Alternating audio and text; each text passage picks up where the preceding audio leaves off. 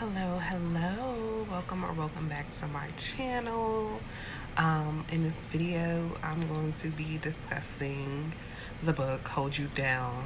I'm going to insert some clips of when I was reading it, but let's really get into it, okay? Like, I'm gonna let y'all know up front, it's gonna be some spoilers because I have to talk about this book and how it had me in shambles.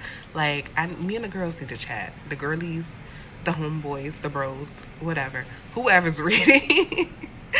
We need to talk about this book. Yeah, I cried like 3 or 4 times. Um, it's gonna be some. Okay. How can I put it? There's gonna be some things that's triggering. There's gonna be talk about SA. There's gonna be death and grieving and prison and it's a lot going on, a whole lot going on. So let's jump right into it. First, I'm gonna insert the clips, and then I'm gonna come back with my final thoughts. Okay, so I just started reading Hold You Down. It was our book club's book of the month. I'm about 45 pages in, and I'm excited about the journey. I didn't read the synopsis or anything, so I didn't know where this book was going. It's not going where I thought it was going to go anyway, so I just wanted to pop in and say that. Okay, y'all, so I just finished part one of Hold You Down, and baby, it had me in shambles. That excitement I had in the beginning when I first started reading is out the window. The emotions is high. Like, when I tell you that ending of part one had me at work in tears, like, I gotta get myself together so I can read part two. But baby, like, I wasn't expecting it to go the way it went. Ah, I don't want to spoil it. I don't want to spoil it. I don't want to spoil it. Tracy, girl, you did me bad. Like, you did me bad. So I'm about to start part two. I've been actively reading for about maybe 12 hours. So I feel like this is going to be a 24-hour read. I'm at work trying to read in between doing stuff. So, yeah. Whew, I'll be back at the end and let y'all know. Unless something happens that's going to have me crying again. Yeah, I'll be back. Okay, guys. So, I finished part two. Well, I finished the whole book. But part two, that entire throw the whole part two away. Throw it away. That entire part two had me in shambles. Like, it was just blow after blow after blow after blow. Like, it just. I cried a couple more times. It just. I'm gonna come back and give a full synopsis probably later, but it it broke my heart. Okay, that's all I can say. It really, really broke my heart. Okay, so it has been a couple of days since I finished the book, and I really wanted to talk about it. Like,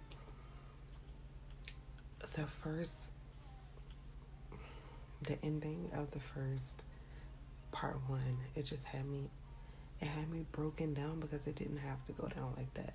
So let me give you a little bit of a backstory. The story is based off of two sisters, Lennox and Mercy. They're in the projects or whatever, and Mercy's working at the hospital trying to make ends meet while Lennox is trying to figure out a way to get her family out of the situation. She's like, I'm tired of living paycheck to paycheck. I am tired of it all. So she ended up getting caught up in a drug game. She was cooking crack for like this dude they knew from back in the day or whatever. Like, he was the lame at first, and he started selling drugs and getting a little money, so now he think he that dude or whatever. So fuck him. Ooh, I don't know if I can say that on here, but it's really effing for real. Y'all gonna find out why. If y'all haven't read it, y'all gonna know why. So yeah, Lennox get caught up in the game. Mercy's not feeling it. She's just like, I don't support this. For one, it's dangerous. Your life could be at risk. And for two, you're destroying the community with the shit you're cooking up and serving. Like, it's New York. It's in the 90s. Like, it's really, y'all know the effect that the crack ever had on the black community. So, they was bumping heads about it or whatever.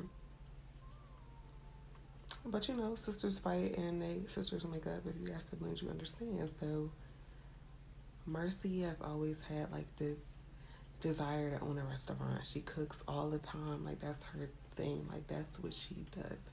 So to kind of smooth things over, Lennox purchased like a little place where she could open up a little family restaurant or whatever. So everything was going good with that until the fucking fire. Like what? Where did that even come from? Turns out the person they was renting the restaurant from, he was on drugs and he wanted the rent money. He wanted the insurance money or whatever the case may be. So that kind of like killed Mercy's dream. Mercy like, I don't want no more fucking money from you. I don't want no parts of the shit that you doing. Keep that shit away from me. Like, for real. Like, okay, so Mercy's like, I don't want no parts. Keep it away from me. I don't want to get involved with nothing you got going on. You my sister. I still love you, but I don't like what you're doing and I don't support it. And I'm not going to pretend like I do anymore. So that was that. Y'all remember when I was like telling, I forgot Mercy. She found like a little boo while she was doing her little cooking thing. So she's navigating that as well. We'll talk more about that later. But yeah, so remember to do what the fuck was I about to say? Oh yeah, okay. Remember to do G, who Lennox was working with or whatever. So turns out like he did some fuck shit. I don't think I'm gonna get monetized. I'm trying to get in the habit of not cursing in my videos, but we grown. And I'm not a partner yet, so I can let it rock. But he did some fuck shit. So his cousin's girl used to cook up the crack with him or whatever, and he would pay her and this, that, and the third, but she ended up like getting high off the supply, so he stopped fucking with her and got Lennox in, and Lennox started, but she was the cooker. I don't know about no drones, y'all. I said the cooker. Is that what they call them? The cooker? Is that? So anyways, yeah. And the cousin's girlfriend, she ended up like being real strung out because,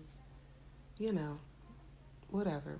G's supposed to be looking out for her, looking out for the family or whatever, while his cousin do his bed. He wasn't doing that. The kids ended up being in a foster care system. She real fucked up out in these streets or whatever. So once his cousin got done doing the bed, now he out for blood. Like, nigga, you fucked my whole family line up. Like, you saw that my shorty was going through it. You could have got her in rehab. You could have did this. You could have did that. Like, nah. You really, you supposed to be my family, and you promised you was going to look out and take care of my people while I'm doing the bed. So his cousin was gunning for him type shit, and he wanted to take out Lennox too, because Lennox is your fault. You come in here taking her place, and now she's strung out. Like, bitch, I'm coming for you too. Excuse my language. So Lennox decides, okay, I'm gonna go to Philly. I'm gonna lay low, like, until all of this shit kill over. I'm gonna just, you know what I'm saying? I'm gonna get out the way. So she sent her son Dion, sent him with her sister, and Mercy was like, see, this is what I'm talking about. It's dangerous. Why are you doing this? Cut off, but basically what I was saying, Mercy was like, this dangerous. Lennox ran off to Philly,